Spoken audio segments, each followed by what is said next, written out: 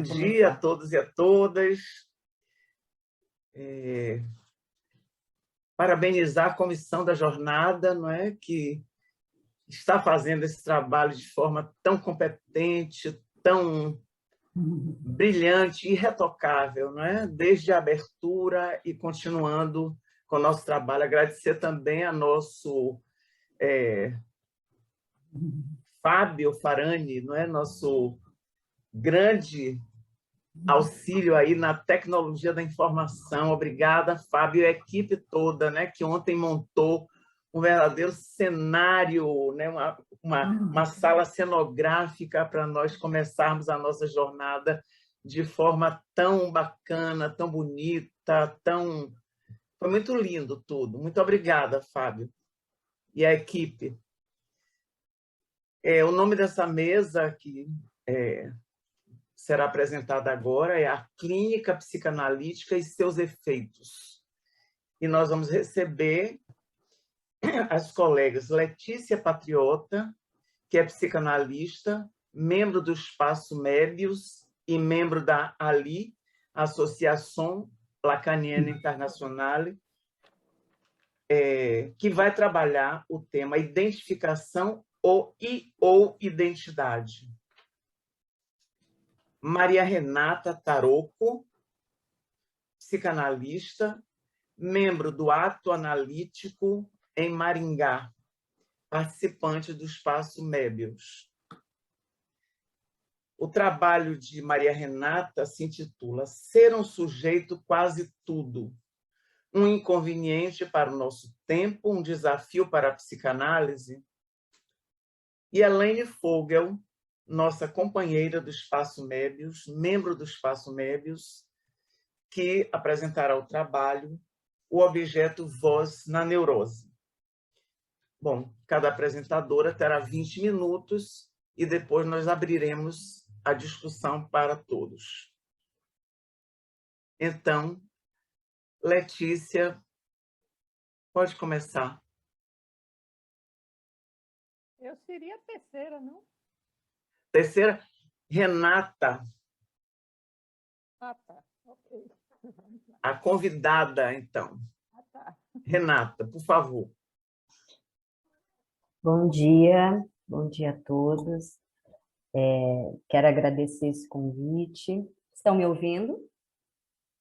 Sim. Sim, Renata, estamos lhe ouvindo muito bem. Obrigada.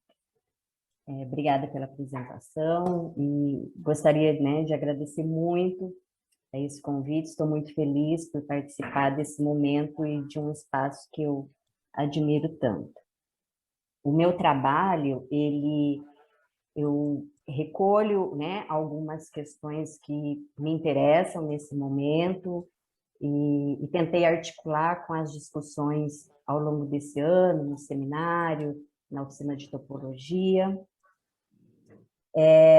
Tentei fazer uma divisão mais didática, né? Então, no primeiro momento, eu vou trazer um recorte da clínica, né? Não de um caso clínico, tentando fazer uma articulação com o que penso ser um sintoma social.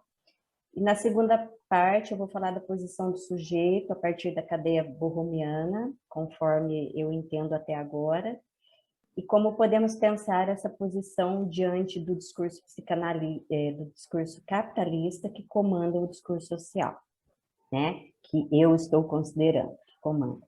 Só quero fazer um parêntese que eu não vou tratar das formulações, né, dos discursos, das formulações de Lacan sobre os discursos. Bom, o meu título, como já foi dito, Ser um sujeito quase tudo, um inconveniente para o nosso tempo, um desafio para a psicanálise. Ao me debruçar sobre o tema que conduz essa jornada, o sujeito, a letra e o objeto na psicanálise, deixei-me guiar por uma questão que me é cara, a saber, como promover uma interlocução entre o mal-estar que escutamos na clínica e o mal-estar na cultura.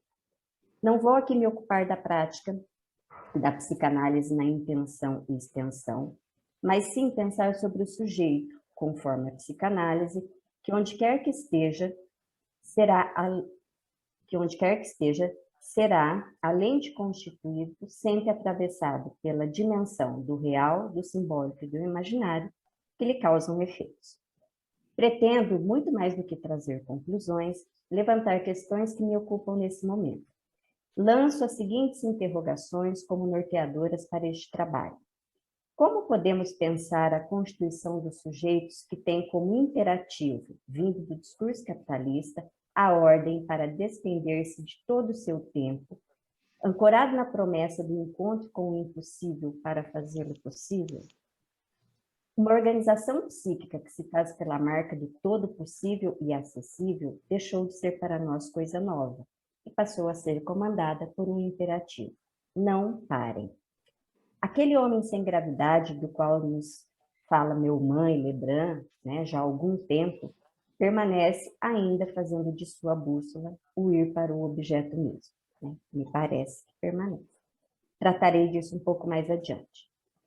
A psicanálise tem se debruçado e muito para pensar as modificações nas subjetividades determinadas pelo discurso social. Mas quando utilizamos termos como modificações ou novas subjetividades, fica implícita ou explícita uma comparação com o que seria outra subjetividade, aquela outrora marcada pela castração.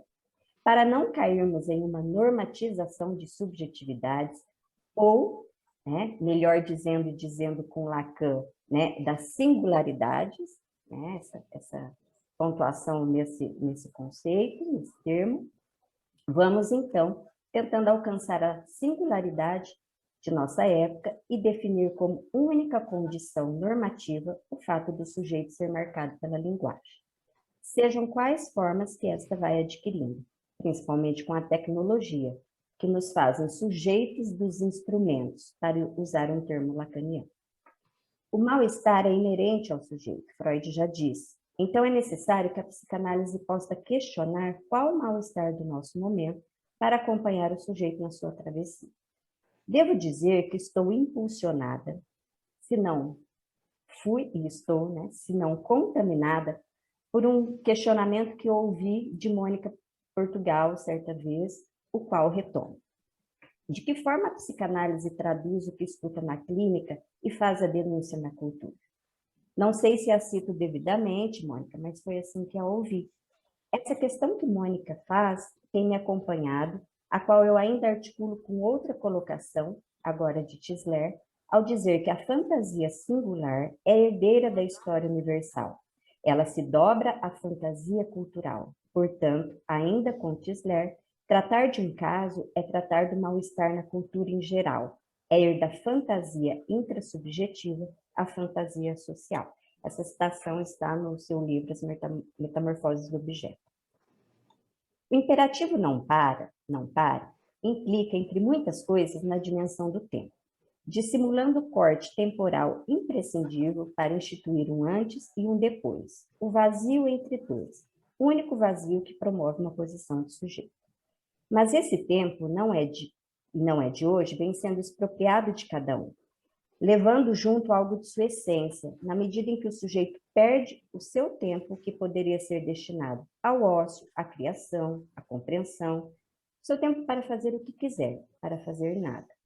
Digo que entre um a fazer e outro se institui a voz do tempo que determina, não pare. Essa voz impõe ao sujeito o desaparecimento do vazio. Lacan pede que nos atentemos ao discurso que comanda cada época. Ele diz, aquilo que o discurso serve, em primeiro lugar, ele serve para ordenar, quero dizer, para introduzir o comando que eu me permito chamar de intenção do discurso, pois em toda intenção permanece o imperativo. Está lá no seminário 24, essa citação. Poderíamos pensar com Lacan neste não pare, ordenado aos sujeitos como o ir para o impossível mesmo? Mas o que seria ir para o impossível mesmo?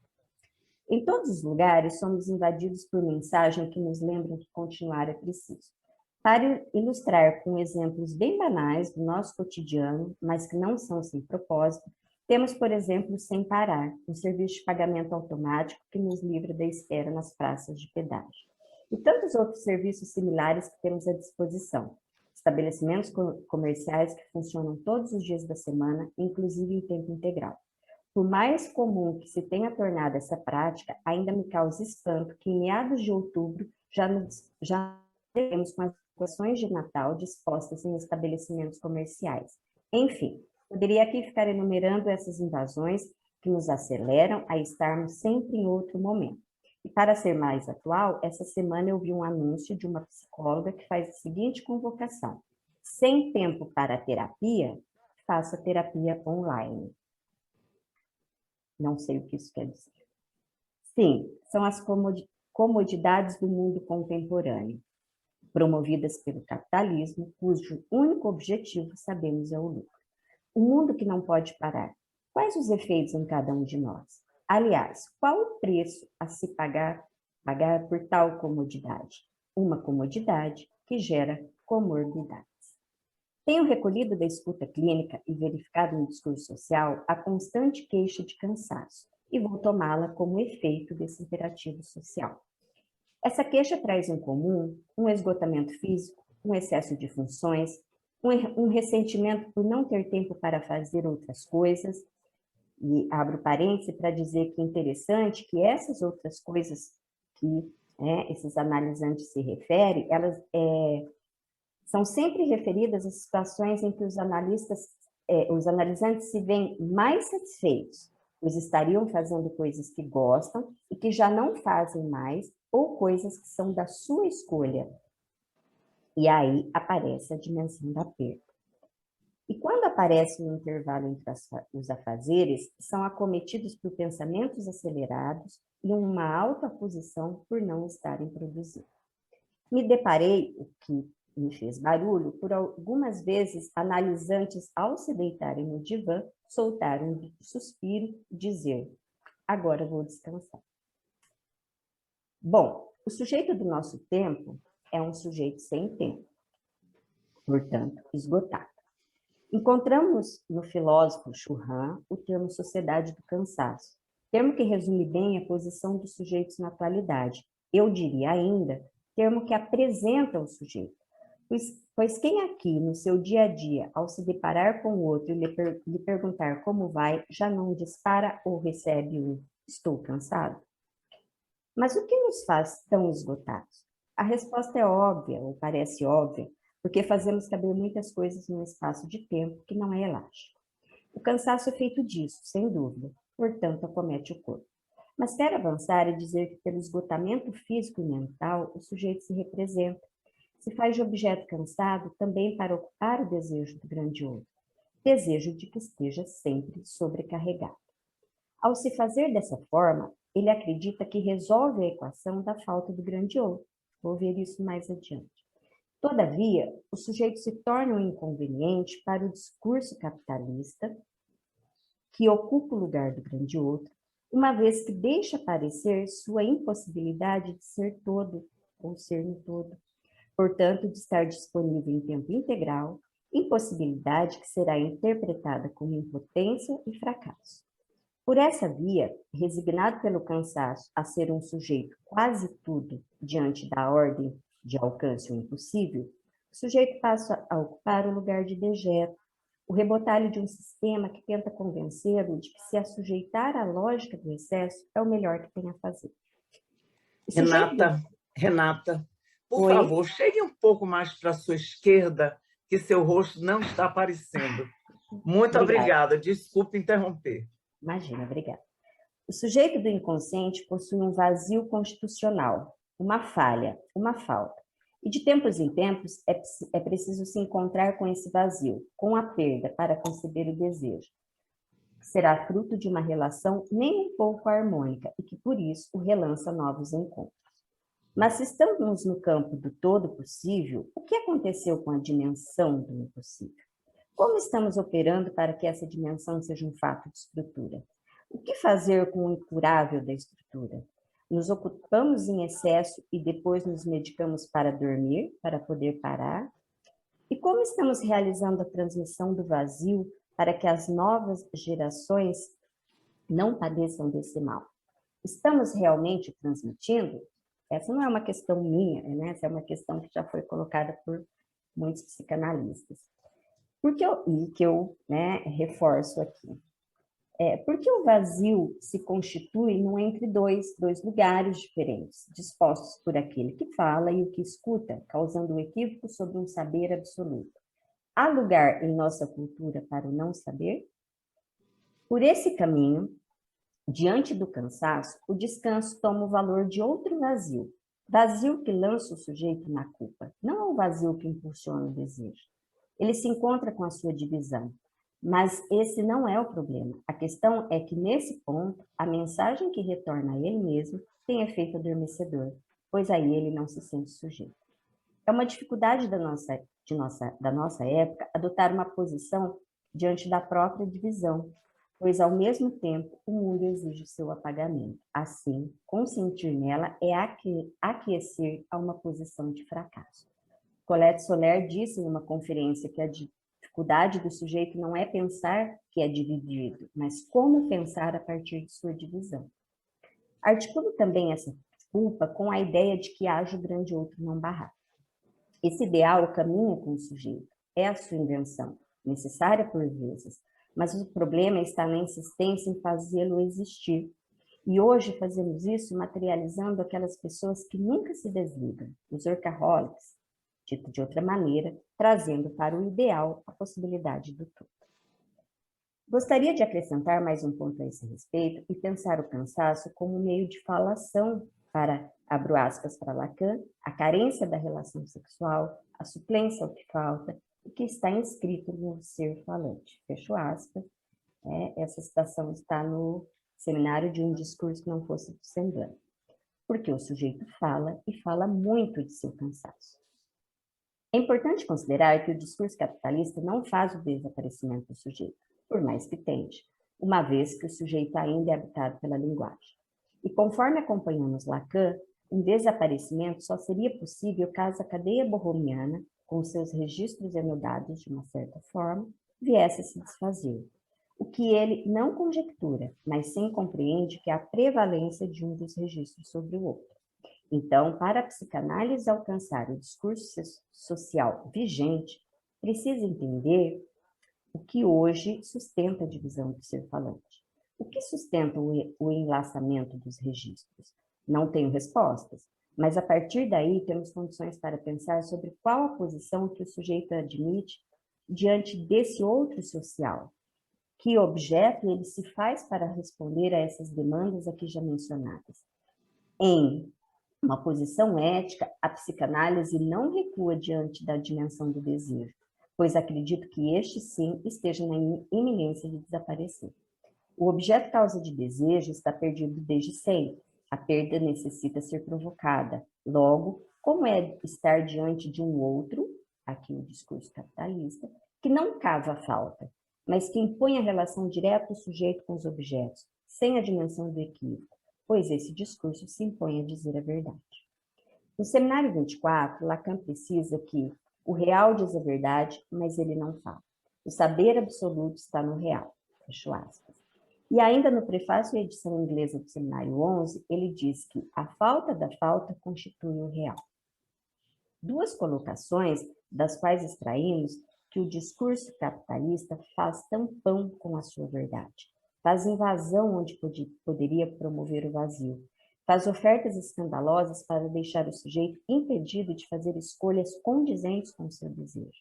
O desejo é construção do sujeito, portanto, sua propriedade. Mas o capitalismo também chega aí fazendo expropriação, assim como faz com os meios de produção. Eis que temos o universal da cultura ecoando na clínica. Mas em uma análise, o sujeito será lançado ao encontro com um ponto impossível de atravessar. E não é a mesma coisa que se lançar ou ser lançado ao abismo do impossível, mas sim reconhecê-lo como limite a um gozo que é fonte do seu mal-estar e que pode destruí-lo. Me parece que a intenção do discurso de nossa atualidade é seduzir-nos a habitar o campo do impossível, sem nenhuma borda para que possamos ir fazendo uma leitura do real que nos afeta de forma extremamente dolorosa. Para viver um pouco melhor, o sujeito vai ter que fazer algo com esse gozo que não convém. E não convém aqui. Isso também é uma questão que Lacan coloca. a fazer existir a relação sexual, o encontro com um gozo impossível. Todavia, ele precisa de auxiliares também dispostos na cultura para essa tamanha empreitada, visto que não podemos conceber que a cultura só retorne ao sujeito o pior. Aí eu faço um subtítulo, né? Sujeito tórico, um inconveniente para o nosso tempo, abro aspas para Lacan, a estrutura do homem é tórica, dirá Lacan no seminário 20, mais ainda. Essa estrutura se instaura em torno do buraco central, a partir de uma perda radical, de uma falta provocada pela linguagem, e que sabemos é o que dá condição para que o indivíduo se faça sujeito, portador da sua própria falta, portanto, senhor do seu desejo. A cadeia borromiana, disposta pelos registros já citados, faz borda ao buraco, é a estrutura do sujeito. Esse sujeito, doravante dividido, carregará para sempre a presença de uma falta. É essa falta, lugar do objeto A, responsável por causar o seu desejo. Mas nos interessa saber quando a falta deixa de funcionar como causa do desejo. Dito de outra forma, o que tampona a falta?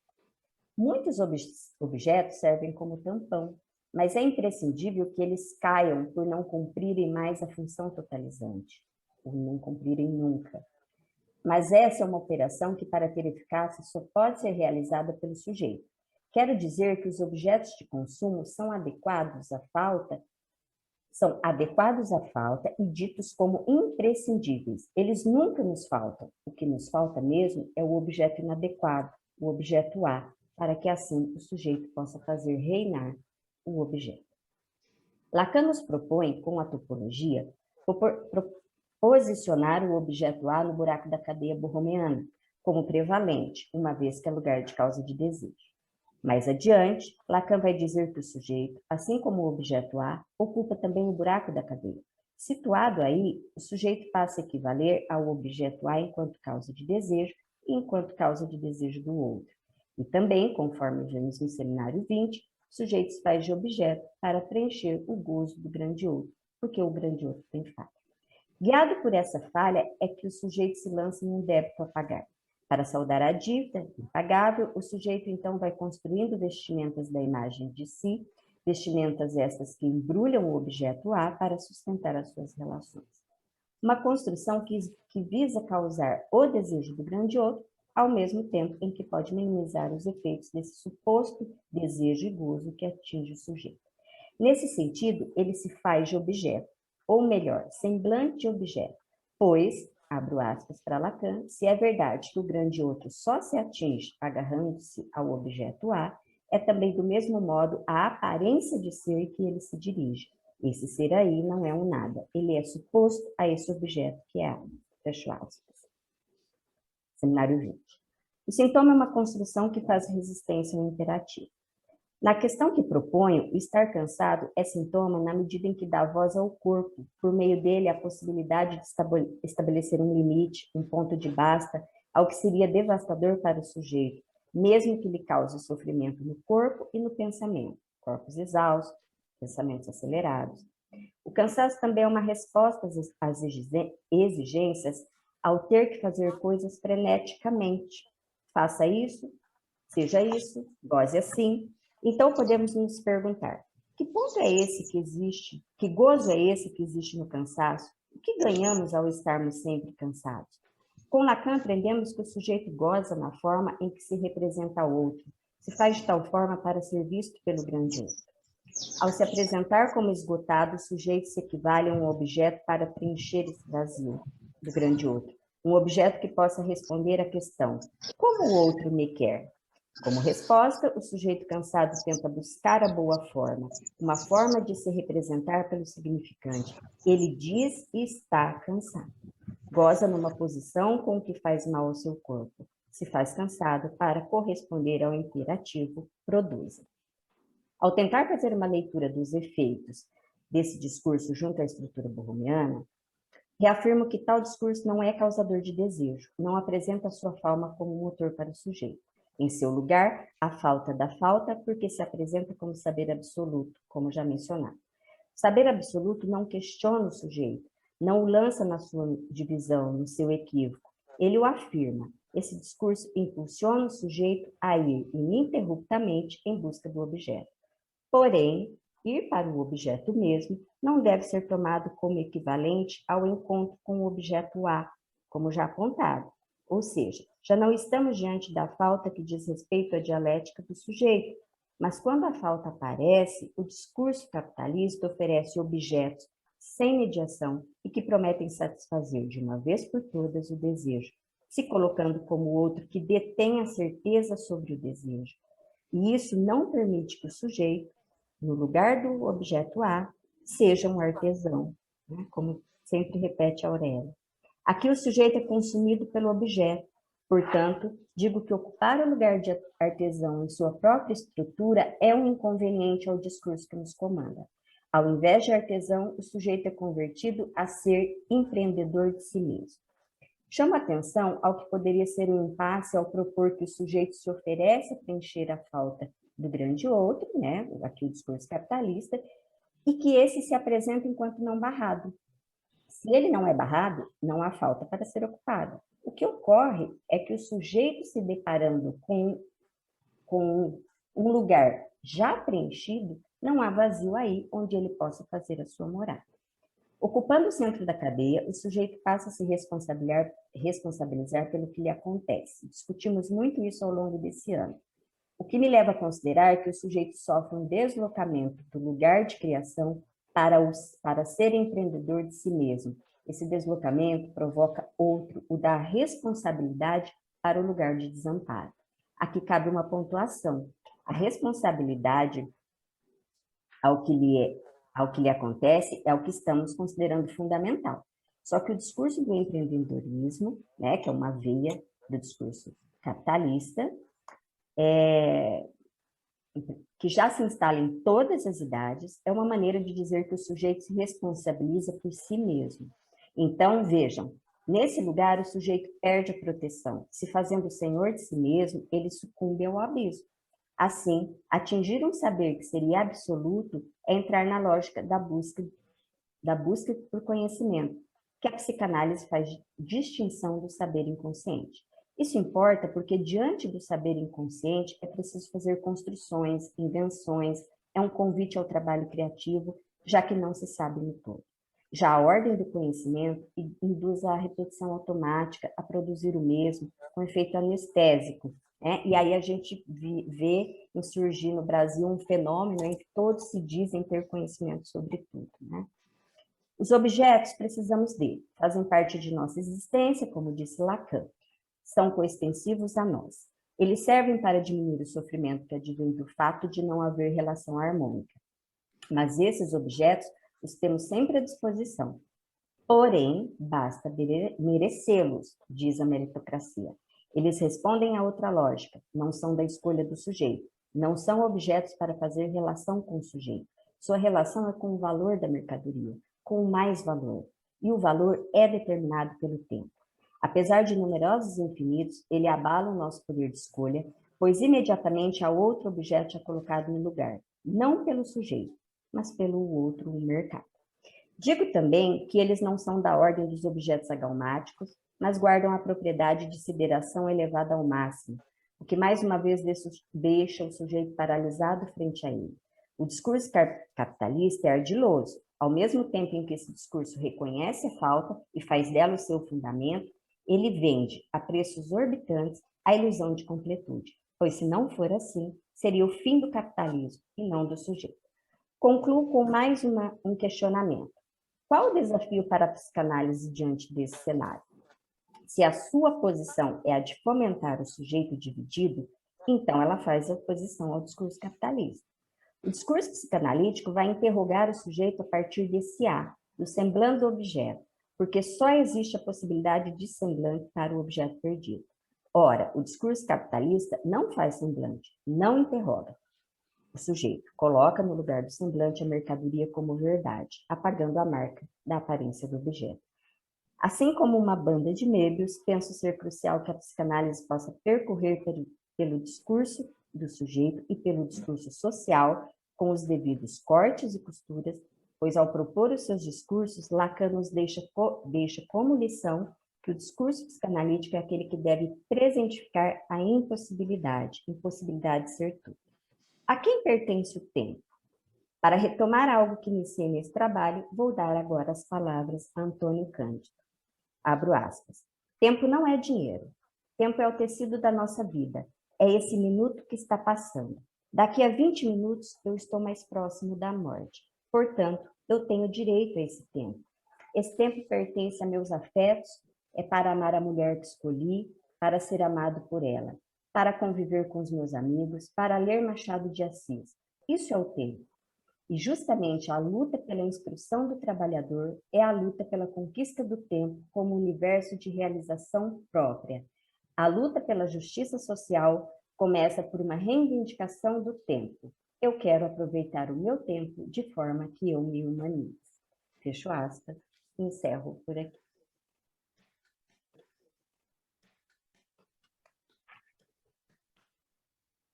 Muito obrigada, Renata, por esse brilhante trabalho, né, onde você toma o homem cansado, né, e vai dissecando esse homem cansado à luz da psicanálise, né, esse homem produto, né, do capitalismo, produto da devoração capitalista, que devora o homem, não é? E ele se torna, o homem cansado goza do seu cansaço também, não é? Muito, muito, muito bom o seu trabalho, muito bom. Obrigada. E terminando brilhantemente com Antônio Cândido. Muito obrigada. Vamos para a próxima apresentação, que é de Elaine Fogel. Com o trabalho O objeto voz na neurose. Com a palavra, Elaine. Bom dia a todos. Estão me ouvindo, Mali? Sim, ouvindo bem. Tá. Bom dia a todos. É com emoção e satisfação que faço parte dessa jornada na companhia dos colegas do Mébius e de todos os que vieram a se juntar a esses trabalhos. Avisando logo que meu trabalho é poesia zero. Não vamos ter as poesias, porque é de outra ordem. Vamos lá. Lacan propôs 4 objetos da pulsão: seio, fezes, olhar e voz, acrescentando os 2 últimos aos que Freud já estabelecera. Temos, então, as pulsões oral, anal, hipófita e invocante. É sobre o objeto voz na neurose que vamos nos deter, e esse trabalho não se ocupará das alucinações auditivas nas psicoses. Tentaremos, no entanto, tratar dos efeitos sintomáticos da voz na neurose, notadamente na neurose obsessiva. O estudo de Reich, o ritual Estudos Psicanalíticos, de 1928, inspirou Lacan a abordar o objeto voz através do primitivo instrumento de sopro feito de chifre de carneiro, denominado shofar em hebraico, e que é tocado nas sinagogas em determinadas celebrações. Seu som produz emoções comoventes, angustiantes e inquietantes, pelas vias misteriosas do afeto propriamente auditivo. Esse shofar parece realmente ser, diz Reich, a voz de Yahvé, a voz do próprio Deus. No entanto, bem antes de fazer parte da liturgia judaica, o shofar era já a voz do Altíssimo na entrega das tábuas da lei a Moisés no Monte Sinai. Leis que construíram e ainda regulam o monoteísmo.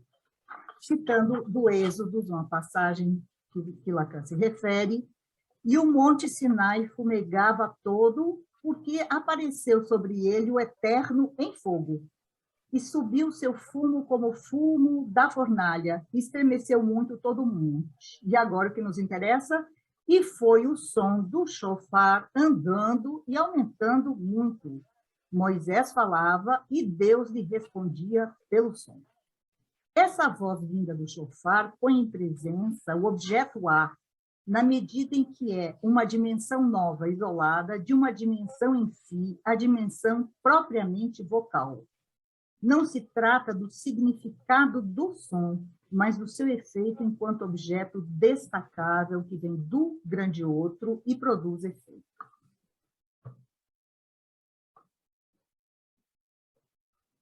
a denominação da pulsão invocante, também nomeada de pulsão vociferante, ocorreu no seminário Os Quatro Conceitos Fundamentais, em 64.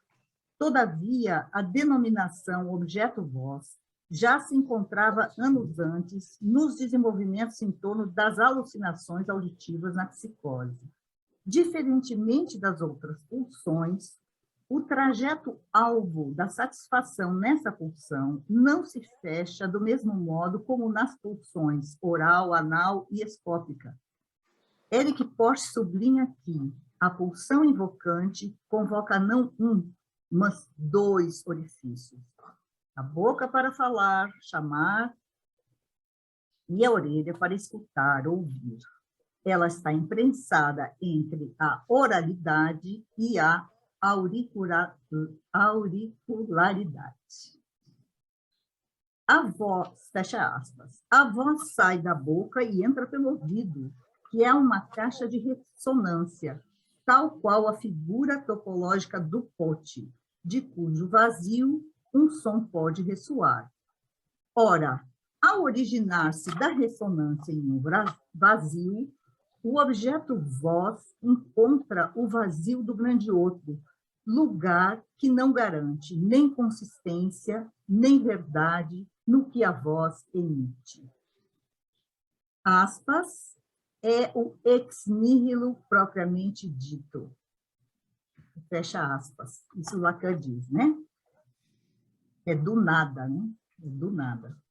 A voz diz, ao mesmo tempo, o que é do sujeito e da alteridade, sem poder responder totalmente por isso. Rapidamente falo aqui que também, topologicamente, Lacan sugeriu, mas não desenvolveu muito, que a garrafa de Klein mostraria essa topologia da voz, quer dizer, que ela entra e sai, né? É uma garrafa onde a voz entraria e sairia, né? Ecoando. Mas quem vai desenvolver isso mais é Eric Porsche num livro dele sobre a voz, deixando aqui a referência. Essa ressonância, voltando ao trabalho, essa ressonância pode ter um efeito de eco tanto para quem fala como para quem ouve. A voz é proferida e se separa do emissor e pode ressoar como um som estranho, um Heimlich. Aspas, ela se experimenta, reflete-se unicamente por seus ecos no real. Lacan diz no Seminário da Angústia. Alguém disse, aspas, na apresentação de trabalho, quando começo a falar, ouço minha própria voz de fora. Parece uma alucinação auditiva. Me dá pânico. É horrível. Fecha aspas. O objeto voz, não tendo garantia nem simbólica e nem imaginária no grande outro, cai no real e dele retorna, siderando o palestrante. Ou mesmo, como diria o mestre, porque o grande outro não existe. A ressonância faz parte também do que ouve o analista na disparidade estrutural de seu discurso. Isso aqui é poético, essa parte aqui. Pode-se também dizer que o eco participa da interpretação analítica na medida em que, para que ela opere, é preciso que haja alguma coisa no significante que ressoe. Fecha aspas. E atravessando todas as neuroses está a voz do supereu, como complexo paterno, como um Deus terrível, ou mesmo como autoridade interna, aquilo que não cessa de ressoar. Uma citação de Jean-Michel Vives, muito boa. A injunção superegóica, mediante seus urros contraditórios, destina o eu a um lugar insustentável. Em determinadas condições, o supereu se reduz a esse outro em mim, que não cessa de maldizer-me, e que é impossível de fazer calar, uma vez que não fala, porém urra, vocifera, implora, ordena, seduz. Proponho aqui abordar essa violência da lei superegóica, estudando em particular sua dimensão vocal, fecho aspas. Lacan enfatiza que a verdade dos significantes se encontra nos seus ecos no real e não em um significado, uma voz, uma fala imperativa que deve ser obedecida. E é no modo imperativo do verbo que se apresentam os comandos, especialmente na neurose obsessiva. Então, agora entrando sobre a questão da neurose obsessiva. Em 2 artigos de 1915, O Inconsciente e o Recalque, Freud deixa claro que o recalque não é tão exitoso na neurose obsessiva quanto na histeria. No penúltimo parágrafo de O Recalque, escreve: assim, o trabalho de recalque na neurose compulsiva resulta numa luta sem êxito nem fim. Fecha aspas. Esse recalcado não recalcado, digamos assim, invade na forma de pensamentos intrusivos, de conteúdo doloroso, obsceno, repetitivo, perturbador, produzindo angústia. Há também pensamentos que incitam a agir de forma violenta. Mate a velha com canivete, se jogue pela janela e outras impulsões que aterrorizam a pessoa. E as compulsões a repetir gestos e tiques, e as dúvidas paralisantes. São sintomas organizados em torno do objeto voz, que não se fazem ouvir de fora, como nas alucinações verbais da psicose. A pessoa reconhece os ecos que a invadem como sendo produções de sua mente. Alguém disse: eu tinha que levar o carro no posto, e aí começou um eco na minha cabeça. Levar o carro, levar o carro, levar o carro, o carro, o carro, levar o carro. E só cessa quando eu sair para ir ao posto. Sempre assim, quando eu tenho que fazer alguma coisa. Fica repetindo.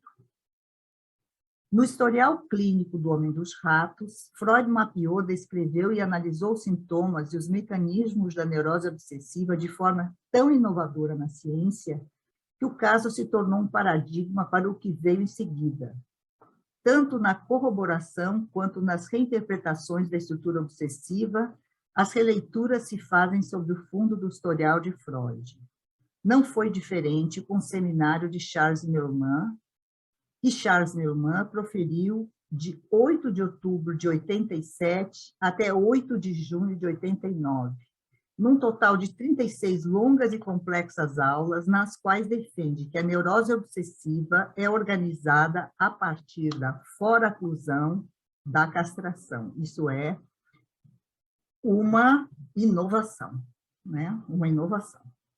O autor retirou o termo Verwerfung da castração, a rejeição da castração, da aula de 6 de janeiro de 1972 do seminário Saber do Psicanalista, onde Lacan trabalhava o discurso do capitalista, que a colega acaba de trabalhar, e aplicou no seu seminário como a estrutura de linguagem da neurose obsessiva. No entanto, pasmem, o termo Verwerfung da castração já havia sido utilizado por Freud no capítulo 7º, Erotismo Anal e Complexo de Castração, em História de uma Neurose Infantil, O Homem dos Lobos, para descrever que o paciente havia, na sua infância, rejeitado a castração da mulher, que é um pouco alguma coisa assim que a gente teria que trabalhar, né? Mas rejeição da castração, e apegava-se à sua teoria da relação pelo ânus. No seminário 1, sobre o mesmo caso clínico, Lacan se dedica a comentar a Verwerfung da castração feminina nesse paciente, Sergei Pankejeff. Progresso da análise do sujeito em questão. Indica uma Verwerfung, uma rejeição, o plano genital sempre foi para ele como se não existisse literalmente. Então, voltando, Neumann e Bernard van der Merch, num diálogo sobre a topologia do plano projetivo, mostram o que está em jogo nesta estrutura. Eu vou descrever rapidamente e não vou compartilhar nenhuma figura. Certo? Porque não dá muito tempo para compartilhamento. Então, num diálogo sobre a topologia do plano projetivo, mostra o que está em jogo nessa estrutura. Vou ler devagar aqui esse parágrafo. Considerando um cross-cap, que é o suporte da estrutura do sujeito, a castração é o resultado de um corte topológico que acompanha o trajeto de um 8 interior. Esse corte é denominado de cirurgia do cross-cap e obtém uma banda de Möbius e, a partir da queda de um disco que se separa de forma irreversível, vê aparecer o espaço vazio do objeto A. Então, o que resulta dessa operação de corte é uma banda de Möbius que encerra o lugar vazio denominado objeto A. Então, esse corte vai dar, o resultado é uma banda de Möbius, para simplificar, né? Que no vazio que essa banda de Möbius encerra, ali se formou um lugar vazio chamado objeto A.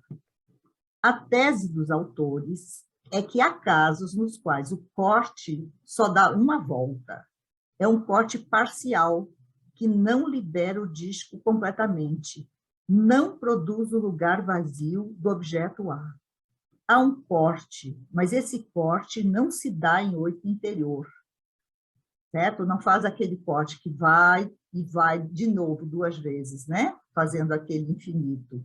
Aqui, nesse caso, ele não se dá dessa forma, o que acarreta a anulação da operação de castração, já que não há renúncia ao objeto, né? O disco não cai. Há uma operação de castração inacabada que não permite que o recalque ocorra da mesma forma que na histeria. Nesse ponto se encontra uma convergência com as observações freudianas. Podemos dizer que há um recalque, isso eu estou propondo, um recalque que não cessa de não se recalcar. Sublinhemos que, de qualquer maneira, mais ou menos grave conforme se apresente. Sim, Elaine, continue. Ok. A tese dos autores é que há casos nos quais o corte só dá uma volta. É um corte parcial, que não libera o disco completamente. Não produz o lugar vazio do objeto A. Há um corte, mas esse corte não se dá em 8 interior, o que acarreta a anulação da operação de castração, já que não há renúncia ao objeto. Uma operação de castração inacabada que não permite que o recalque ocorra da mesma forma que na histeria. Nesse ponto se encontra uma convergência com as observações freudianas. Podemos dizer que há um recalque que não cessa de não se recalcar. Sublinhemos que, de qualquer maneira, mais ou menos grave conforme se apresenta, continua sendo uma estrutura da neurose. Aspas. Neumann diz, a proeza do obsessivo é que ele é formidável, não vai renunciar a nada. Ou seja, ele tem seguramente a preocupação de vir se inscrever na linguagem paterna, mas sem por isso renunciar a esse objeto pequeno a. Bom, os efeitos disso, então. A foraclusão da castração torna possível que os significantes escapem continuamente à barra da censura, aos limites da lei, podendo incitar a um gozo mental atormentador. Há, no entanto, defesas, tentativas de recalque, isso Freud já colocava, que ocorrem através de sucessivas metonímias, né, deslocamentos, que buscam um distanciamento, uma tentativa de isolar o que retorna sem cessar no simbólico, na linguagem, não no corpo como na histeria, em forma de ressonâncias mentais da pulsão invocante. Você vai, você deve, incitando, exigindo uma ação. O sujeito não tem dúvidas sobre a origem dessas ordens bizarras, extravagantes, obscenas e, no entanto, familiares. O sentimento que o sujeito tem de que esses tipos de comando são estreitamente tecidos com o próprio estofo que constitui sua vida mental e o conjunto de sua vida psíquica, afirma Melman. Alguém disse: tenho pensamentos que parece que tem outra pessoa dentro de mim, uma outra personalidade em mim. Você não tem que estar aqui, você não tem que existir. É um bullying em mim mesmo. Segundo Vandermeer, esse imperativo não é uma alucinação psicótica que o trataria como objeto, como na psicose, safado, puta. Diferentemente da psicose, onde o insulto vem do grande outro para denunciar o sujeito, aqui é antes o endereçamento ao pequeno outro incluído no outro. Quer dizer, ele não se destacou. Esse pequeno outro fica incluído no grande outro. Para se resguardar da ideia compulsiva, o obsessivo dá uma resposta em contradição ao comando aberrante, cujo paradigma nos é bem conhecido, né? Do Homem dos Ratos. Não devolver as 3 coroas e 80, senão aquilo acontecerá. Então, vá pagar, e ele diz, não devolver, senão aquilo vai acontecer, aquilo com a dama e com o pai, né? Uma resposta em negação e uma consequência desastrosa. Essa resposta se organiza numa sintaxe lógica de 2 preposições. Se isso, então aquilo. Há uma causa e uma consequência nefasta. Aqui o desejo do sujeito não aparece. Essa estrutura lógico-verbal toma o espaço da articulação subjetiva, uma vocalização interna sem saída, acrescentada de dúvidas irracionais, sob o fundo de intensa angústia. Nesse recalque incompleto, o fantasma perverso polimorfo se faz presente na mente através do significado antitético, como se todos os significantes, diz Melman, carregassem um sentido antitético, que aparecem sem muitos disfarces, por exemplo, em pensamentos catastróficos e ou agressivos e odiosos que ocorrem em momentos de alegria, como narram os analisantes.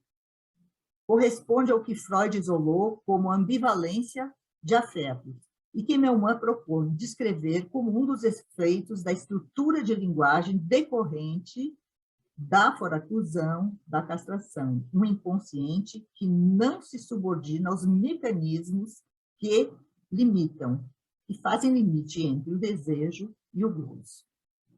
Um tanto como o que ocorreu com a curiosa Pandora, que abriu o vaso proibido que continha todos os males, os deixando se espalhar. Também a relação entre as 3 dimensões da linguagem se apresenta em forma particular nessa estrutura. Melman propõe escrever o Novo Romeu da neurose obsessiva como um círculo do imaginário, então só um círculo, trespassado por só uma reta ao infinito. Só que essa reta, que costura, né, esse círculo de forma borromiana, ela carrega a um só tempo os registros real e simbólico. Então, as 3 dimensões estão presentes dessa forma. Então, por que ele diz isso? Nessa estrutura, o simbólico pretenderia superpor o campo todo do real infinitamente, pelos pensamentos em metonímia, pelas dúvidas, pelos atos repetitivos, pela religião, pelo excesso de trabalho, etc. De finito enquanto preso, eu diria, nas redes do simbólico. Essa frase, de infinito enquanto preso, eu diria, nas redes do simbólico, é de Melman. O neurótico obsessivo funciona como se pudesse eliminar o real através do simbólico.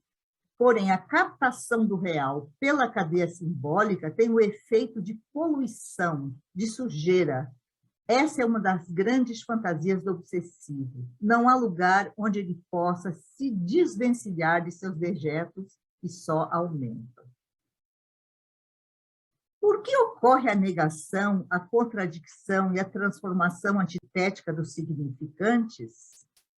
O que ali no real vem assim organizar essas mensagens? No obsessivo, o que é que faz significância de sua fala? Se o significante do falo está anulado, né, pela foraclusão da castração, então o significante do falo estaria anulado, né? O objeto que do real comandará a significação será o objeto anal, as fezes. Uma pseudo-organização fantasmática do sujeito em identificação com o objeto anal. Um objeto real vem ao lugar do significante para operar a Bedeutung, a significação pela qual o neurótico interpreta os discursos. Então, eu vou citar aqui Melman. É esse objeto, no obsessivo, que sustenta de forma imediata a significância da sua fala. É ele que vem fazer a intrusão, a efração, apesar de todas as defesas que ele vem opor à maneira incrível pela qual ele se acha introduzido, apesar de todos os aber quer dizer, mas, porém, contudo, todavia, que ele busca lhe opor, e que são, é claro, perfeitamente ineficazes, porque essa situação é inevitável. O objeto anal produz, vindo do real, um efeito de intrusão no discurso. São as fezes que fazem a ligação entre os significantes e que obstruem a falta estrutural do significante do falo. O falo, no grande outro, se acha anulado, ou talvez denegado, talvez recusado ou obliterado. Essa anulação afeta as operações de castração nas suas 3 dimensões. A foraclusão da castração simbólica implica numa recusa à frustração imaginária do seio materno, assim como a privação real do gozo da mãe com o corpo da criança não é exigida. Por exemplo, testemunhamos com tanta frequência que a cama dos pais pertence infinitamente à sua prole.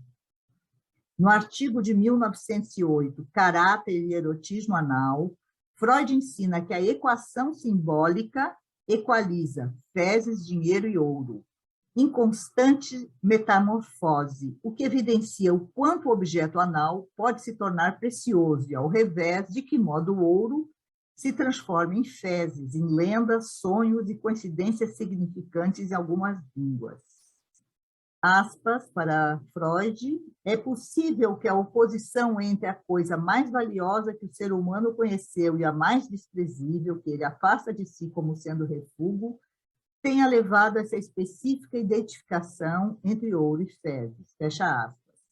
Num artigo posterior, as transformações da pulsão exemplificadas no erotismo anal, de 1917, Freud amplia a intercambiabilidade dos objetos da pulsão anal para fezes, dinheiro, ouro, pênis e bebê. O que não nos deixa esquecer que a neurose obsessiva pode, às vezes, se apresentar com um semblante dourado, que perde seu brilho ao se revelarem os sofrimentos impostos pelos imperativos da pulsão invocante. Obrigada.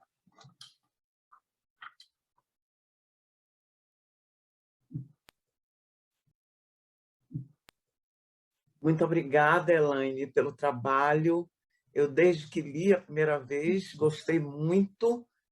Esse percurso que você faz, não é, do chofar até a topologia, não é, para trazer a questão da voz no neurótico, né, muito interessante.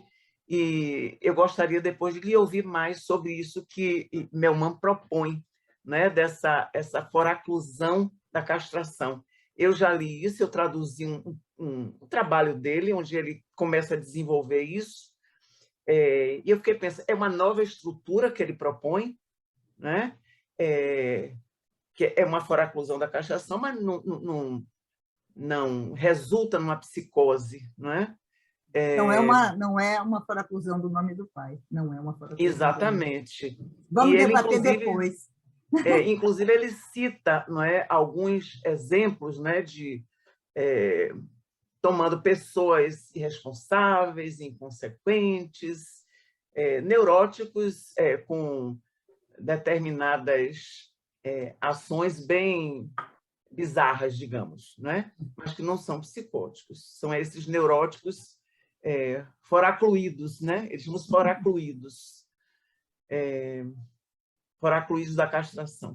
Bom, então, rapidamente aqui, só para... E eu queria lhe dizer também, que quando você fala, né, tomando a questão da voz, você lê muito bem. E eu tenho que ficar ligada no texto, senão eu vou na sua voz somente. Na sua entonação. Muito obrigada, Elaine. Obrigada, Mali. Queria chamar agora a Letícia, patriota, que vai nos apresentar o seu trabalho.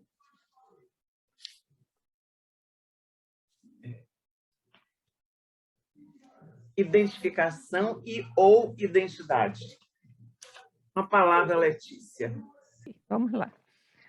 Então, eu queria agradecer o convite dos colegas do Mébius, o que sempre nos convoca à produção, ao trabalho.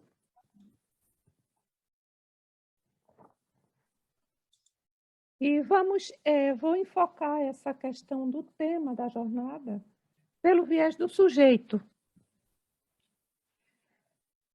O sujeito enquanto desejante, que concerne a nós, enquanto psicanalistas, em nossa labuta diária. Inicialmente, quando eu coloquei a questão do tema, identificação e ou identidade, de uma certa forma, eu evocava um trabalho já de 2011, onde a gente pegava a questão da identificação, no colóquio que houve, acho que aqui em Salvador, e a gente pegava a questão da orientação sexual e trabalhávamos em cima da questão, era o colóquio sobre a adolescência. Então, a minha busca, na verdade, era fazer essa passagem entre essa questão para a questão da identidade de gênero, que hoje em dia está sendo muito, está aparecendo direto em tudo. E fui fazendo meu percurso, só que o tempo me deixou parada, digamos assim, no drama da virada. Eu não poderia concluir hoje, mas vamos até onde me foi possível elaborar e encaixar no tempo disponível. Então, para considerar o sujeito, vamos de início retomar o seminário 9, a identificação, seguindo a trilha que Lacan nos legou, quando ele ressalta já na primeira lição que vai abordar a identificação pelo viés da lógica e principia destacando, então, enunciado e enunciação, enquanto situados em planos diferentes. Já nessa lição primeira, Lacan vai mostrar que o sujeito é essencialmente dependente do significante, efeito do significante, e que, portanto, não pode afirmar sua existência sem o apoio em um significante, um traço unário. Assim, Lacan vai tomando o viés da identificação simbólica e termina essa primeira lição ressaltando a questão da expansão significante após sublinhar a atopia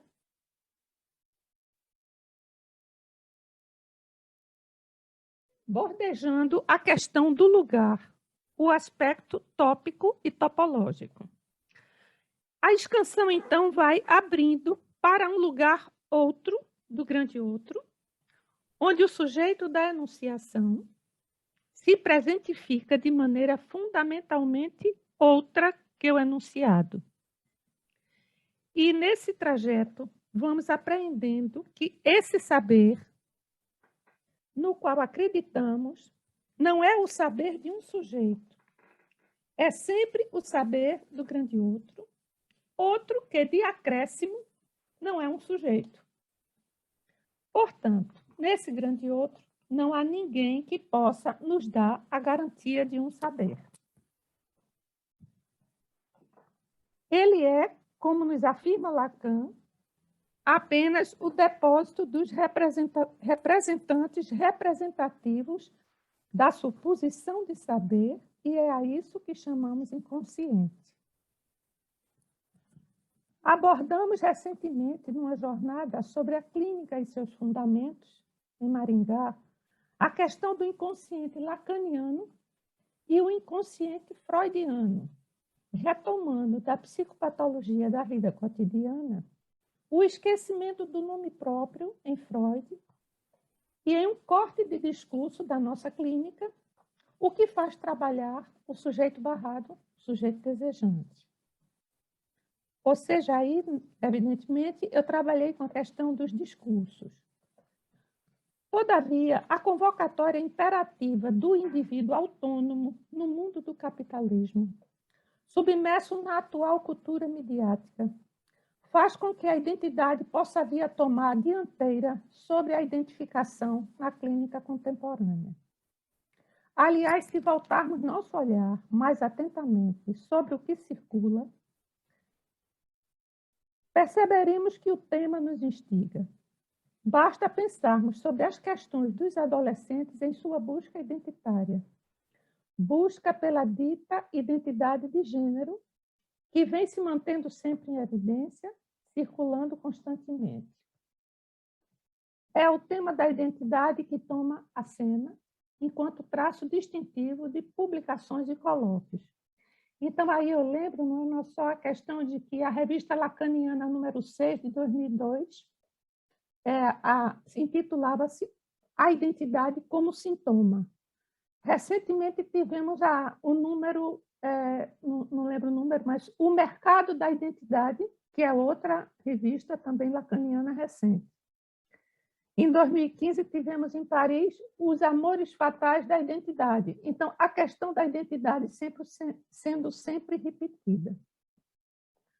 Constata-se, portanto, um intenso debate sobre a identidade, que é praticamente um emblema da nossa época, causando virulência no mundo midiático e indagando a nós, enquanto profissionais, em nossa escuta. De uma certa forma, podemos dizer que a identidade é hoje promovida ao patamar de um problema quanto mais. Tema crucial que convoca também os sociólogos a questionar e a elaborar sobre a capacidade do homem moderno em conciliar seu avanço decididamente individualista e a constituição de suas referências.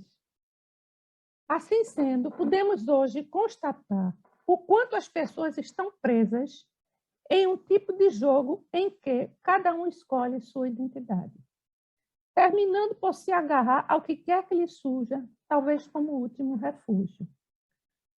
Podemos invocar ainda, por exemplo, as recentes medidas tomadas por Joe Biden quanto à contratação e nomeação de profissionais LGBTQIA+, para cargos do governo, bem como as 31 identidades de gêneros ali reconhecidas. Esse panorama não pode nos deixar na indiferença, uma vez que isso interroga o próprio coração de nossa prática. Então, como lemos nós a clínica das identificações no século XXI? Qual é a atualidade do caminho trilhado por Freud e dos avanços feitos por Lacan? Com quais referências continuamos nós a fabricar nossa identidade? O que é feito do traço que é suposto nos constituir? Cabe-nos indagar, portanto, como nós, enquanto psicanalistas, pretendemos nos engajar nisso e o que temos a propor diante do quadro em questão. Tomando como base o capítulo 7 de Freud, em Psicologia de Grupo e Análise do Eu, sobre a identificação, e repensando com Lacan, à luz do Seminário 9, a identificação, poderíamos pensar que, em detrimento das identificações, constata-se atualmente uma inflação identitária de semblante diverso e específico em cada sociedade. Então, aí eu lembro a questão de que, nesse colóquio de 2015, né, que era uma época, como sempre acontece, né, a questão do radicalismo e do fanatismo religioso, e essa questão da identidade dos adolescentes que se propunham a ser homem-bomba e coisas similares, enquanto que eu enfocava, né, na conferência que eu fiz, a questão do tráfico de drogas e a relação do menor que era colocado como aviãozinho para a entrega das drogas. Então, a questão também aí essa identidade, esse reconhecimento para um grupo, enquanto aquele pequeno, mas que é um AIS para entregar a droga ao consumidor. Então, tentando compreender melhor essa dinâmica entre identidade e identificação, evocamos Lacan no seminário 24, quando, referindo-se a Freud, ele questiona qual a relação que há entre esse endopsiquismo, esse interior, e o que chamamos de identificação.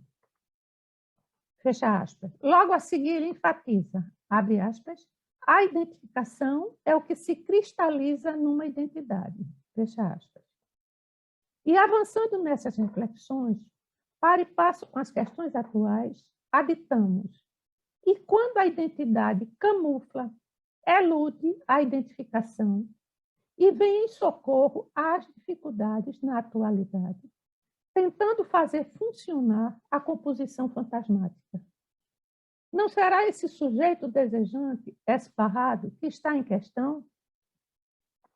Seguindo ainda o texto freudiano, cabe-nos pensar a adolescência, esse momento crítico de passagem, de ratificação da castração, de assumir seu lugar simbólico no grande outro, quando o jovem adolescente está em crise. Soletrando, então, Freud, no capítulo 3 de Psicologia de Grupo e Análise do Erro, que leitura poderíamos nós fazer desse momento cruel na atualidade? Pensemos em Freud, em sua elaboração sobre o momento de passagem na adolescência, evocando o caso da jovem homossexual, momento em que, ao final dessa fase, cabe assumir um lugar outro, efetivando essa passagem, para o se fazer objeto para o outro, ou, do lado do jovem, do rapaz, efetivando sua mudança de objeto, declinando da mãe para a mulher. Reflitamos o quanto, para ambos, a moça e o rapaz, podem não se sentirem preparados para essa passagem. Para falar sobre a orientação sexual, o caso da jovem homossexual de Freud é para nós emblemático.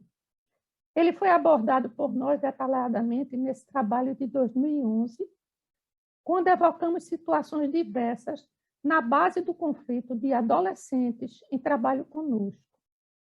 Todavia, parece-nos que o avanço da medicina, das técnicas cirúrgicas e a pouca consideração ao discurso, à linguagem que opera e ao valor simbólico das palavras, tem trazido à tona de uma forma gritante a problemática crucial da busca de identidade.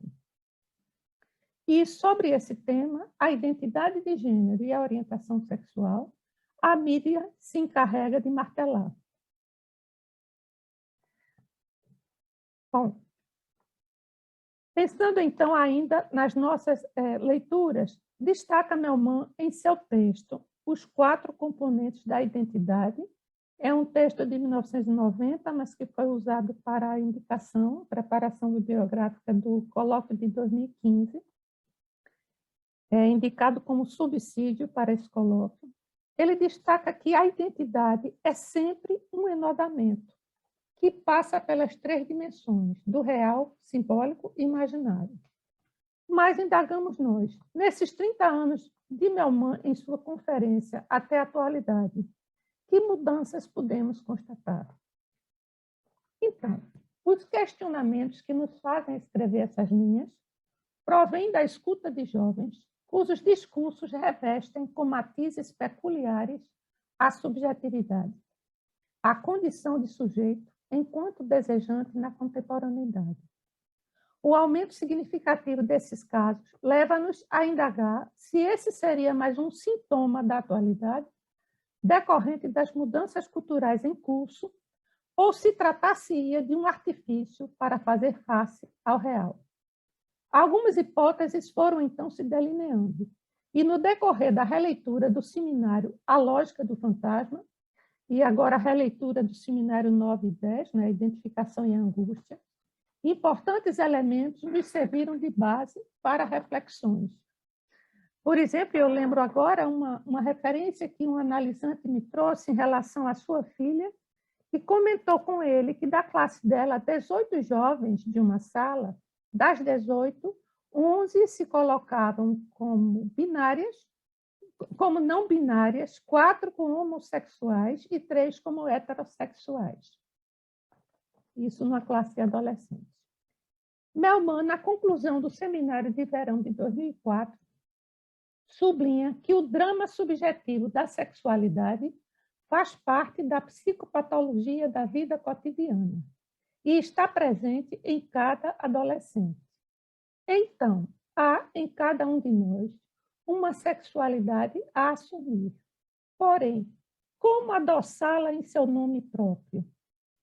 Ressalta Melman que se trata de um drama tão intenso que inúmeras existências se passam na impossibilidade da assunção disso. Diz-nos Melman, abro aspas, tanto a moça como o rapaz têm a ver com esse lugar materno da unidade, enquanto representando aquilo com que ele é confrontado no momento da abordagem do que é da conjunção sexual. Fecha aspas. Ou seja, o que ele é como produto, como pequeno lar, vai se confrontar com a unidade instaurada pela ideia da união mãe-criança. É nessa confrontação que surge o 1 menos A, que vai nos trazer esse elemento terceiro, signo de uma falta. Lacan procura desmistificar o preceito religioso do Gênesis, tornarem-se homem e mulher uma só carne, enquanto correlato da ilusão do grande um maiúsculo, unificante materno. Nessa conjuntura, em desvantagem diante do pai, tanto o menino como a menina devem renunciar a ser o suporte do objeto A para a sua mãe. Mas se o menino deve procurar esse suporte junto às mulheres, cabe à menina buscar ser o suporte desse objeto para um homem. Em ambos os casos, uma demanda de completude se faz presente. Demanda que é, na verdade, decorrente de um fantasma incestuoso que perpassa e que paira sobre a relação a dois, ainda que, na realidade, essa demanda seja dirigida a um homem. Abre aspas, aqui eu cito Melman, na conclusão do seminário sobre a lógica do fantasma. Será que não é suficiente, ao mesmo tempo, para mostrar a precisão dessa fórmula que articula, de que o desejo é o desejo do grande outro? Mostrar em que suspense o estatuto do desejo é deixado, se o grande outro justamente pode ser dito não existir? Interrogação. Como o jovem pode fazer face a isso nesse momento de repasse da castração? Levando em consideração a revivescência do Édipo na puberdade e a convocação à virada a uma torção a ser dada quanto à identificação e quanto ao objeto sexual, a releitura do caso Príncipe de Freud, a psicogênese de um caso de homossexualismo numa mulher, à luz dos aportes fornecidos por Lacan, nos foi de imensa valia, trazendo elucidações significativas. Abro aspas. A identificação a esse objeto equivalente a uma regressão ao narcisismo. A jovem foi frustrada de uma forma particular pelo fato de que um filho real, vindo do pai enquanto pai simbólico, foi dado à própria mãe. E na medida em que é introduzido um real que responde à situação inconsciente no nível do plano imaginário, a situação revela-se de inveja. O pai... Eu estou ouvindo um barulho, não sei o que é que está havendo. Alguém está com o microfone aberto. Tem alguém com o microfone ligado. Fernanda está com o microfone aberto. Fernanda. Então, continuando, não é? É interessante porque a releitura que Lacan vai fazer desse caso de Freud, e como é interessante, como quando um muda de posição, não é? Como os outros elementos que compõem essa dinâmica vão mudar de posição também. Então, é na medida em que é introduzido um real que responde à situação inconsciente no nível do plano imaginário, que a situação revela-se de inveja. O pai que estava operando enquanto pai simbólico entra aí em jogo não mais como pai simbólico, mas como pai imaginário. Aquilo que, abre aspas, aquilo que estava sendo articulado de maneira latente no nível do grande outro, começa a se articular de maneira imaginária à maneira da perversão. Fecho aspas. A moça identifica-se com o pai, adquire o seu papel, e temos então a conhecida formulação: eu sei, mas, mesmo assim, ela então dá meia volta em sua caminhada, que a levava adiante na orientação em curso para retornar à sua posição fálica. Na lição de 19 de abril de 67, Lacan nos diz, abro aspas, é precisamente na condição de não ter o falo que a mulher pode dele tomar o valor, fecho aspas. E, a seguir, falando sobre o valor de uso e o valor de troca, ressalta que a mulher, enquanto valor de gozo, funciona como objeto de troca. Então, como pensar hoje, na adolescência, a incidência da configuração fantasmática que dá suporte a esse movimento, de colocar-se como objeto para um homem? Que dificuldade daí advém e que nuances podemos evocar? Martine Derrida ressalta que, nesse momento de passagem, abro aspas, o grande outro acha-se, de alguma forma, esvaziado. Não só de seus representantes, mas também dos significantes que o habitam. Derrida levanta a hipótese de que um momento bem pontual de vazio do grande outro, que teria como consequência colocar em xeque os significantes que foram determinantes para o sujeito, vão se fazer presente e que, sucessivamente, de maneira transitória, esses significantes foram chamados em posição dominante de S1. Eles vão ser postos em questão.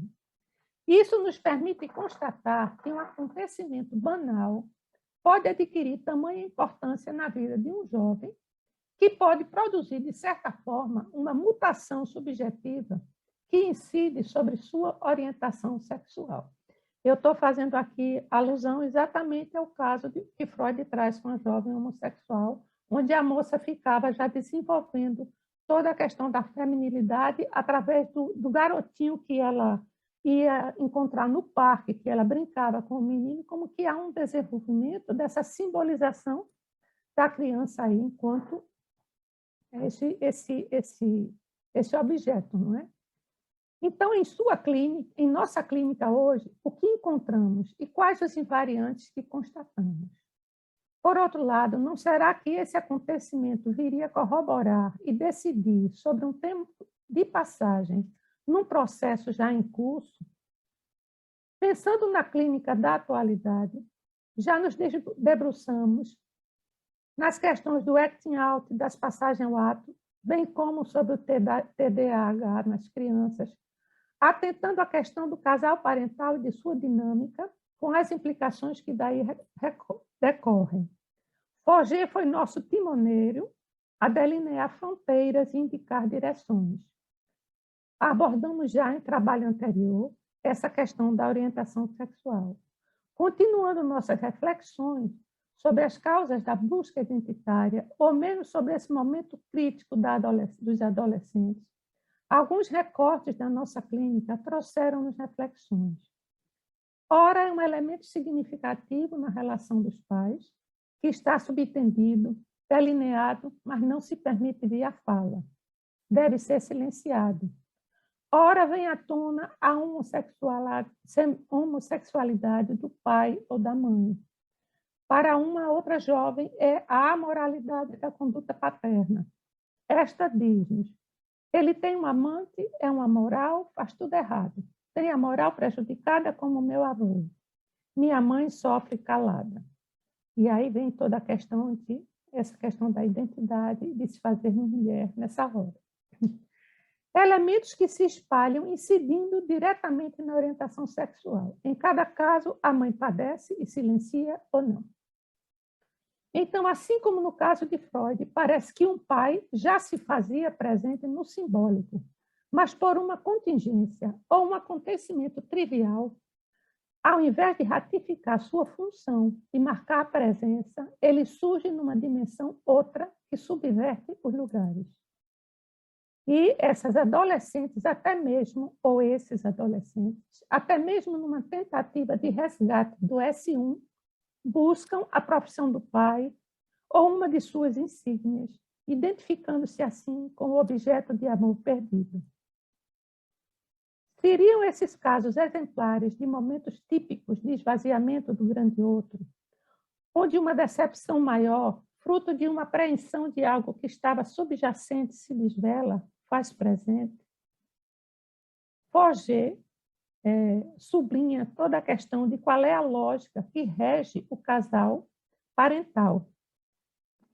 E aí, Neumann nos lembra que uma das consequências do discurso capitalista é que o conjunto formado pelo homem a mulher se dá não por um objeto faltante, mas por um objeto positivado, vai definir uma economia de grupo e não mais uma economia regida pela castração e pela diferença.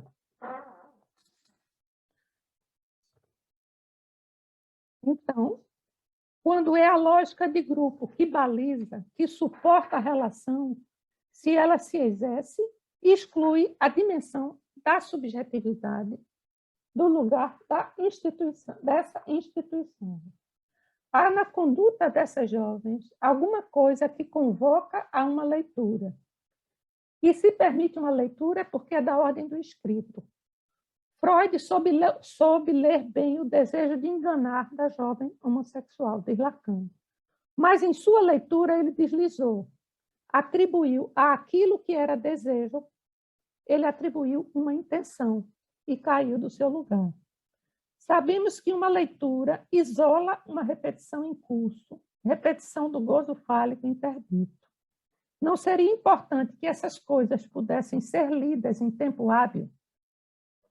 Nesse momento de desamparo, pode-se recorrer a uma outra tentativa de organização, talvez a uma invenção, para fazer borda ao real. Não será que nessa invenção podemos encontrar como borda, limite, a atual busca identitária? Em outras situações, é nesse momento de virada, de colocar-se como objeto para o homem entrando no jogo da mascarada, que a mulher fracassa.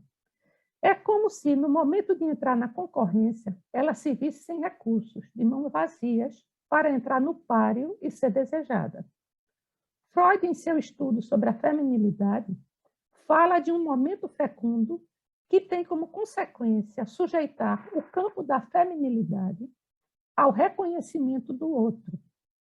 Nesse sentido, por não ter inscrição no corpo, a mulher receberia a investidura da feminilidade mediante o consentimento de um homem, que apenas por desejá-la, descortinaria aquilo que o corpo vela, dando-lhe um lugar outro. Porém, nos casos em que isso falha, esse corpo outro que pesa é acrescido do peso de um imaginário incontornável, mas realçado e marginalizado, talvez na atualidade, pela importância dada na cultura midiática, à estética e à imagem. Em decorrência disso, a jovem pode encontrar guarida, inclinando-se para uma relação homossexual. Poderia dizer, nesses casos, tratar-se de uma opção, orientação sexual, ou seria uma falta de opção, uma disforia, diante do vazio do grande outro? Diz-nos Melman, o sujeito é apenas um corte do grande outro.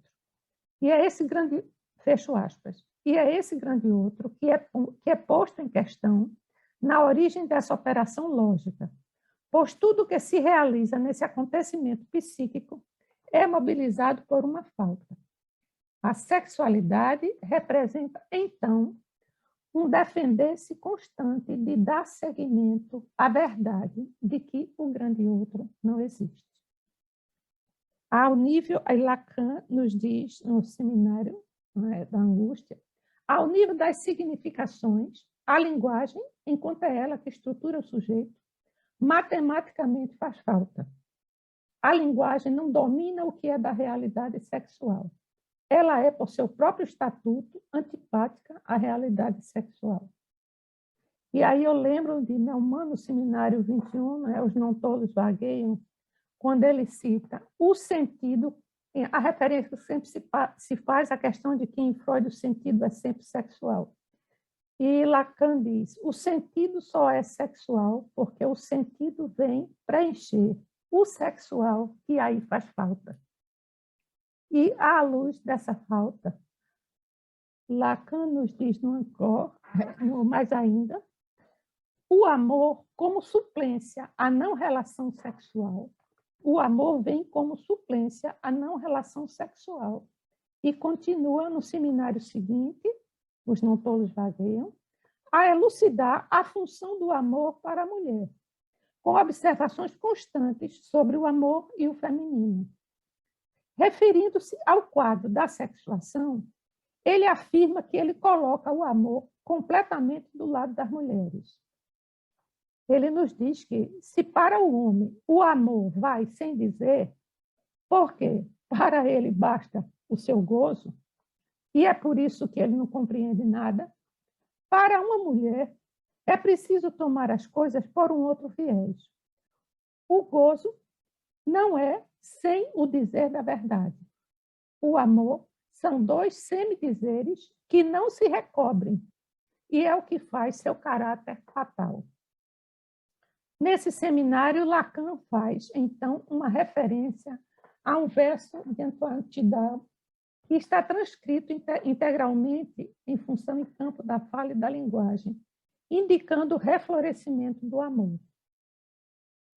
Então, ele diz, se amar é dar. Então, digamos, se amar é o que é dar o que não se tem, é enquanto não tendo que as jovens analisantes de Freud se encontravam ali inconscientemente a esperar o que lhes viria do pai, o amor, o dom, um traço de reconhecimento, e o sentido da carta de amor, da letra d'amour, que não cessa de não se escrever, que ressoa na falta, por um fantasma, uma decepção ou um acontecimento fortuito, pode ser abortado, e o processo de simbolização ser, então, interrompido.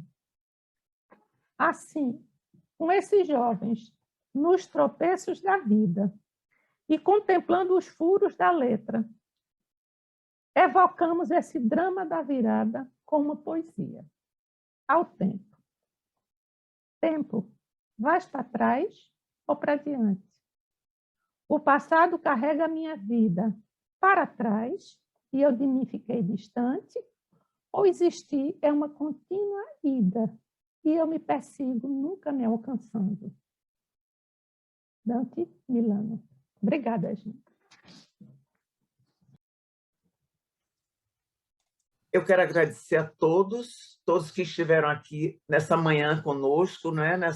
Com essas mesas tão ricas, tão bem trabalhadas, trabalhos incríveis. Quero agradecer a essa mesa, a Elaine, a Maria Renata e a Letícia pelos brilhantes trabalhos. E voltaremos. Que horas, Liane? 14h30. Então, até 14h30, tenha um pequeno descanso e até mais.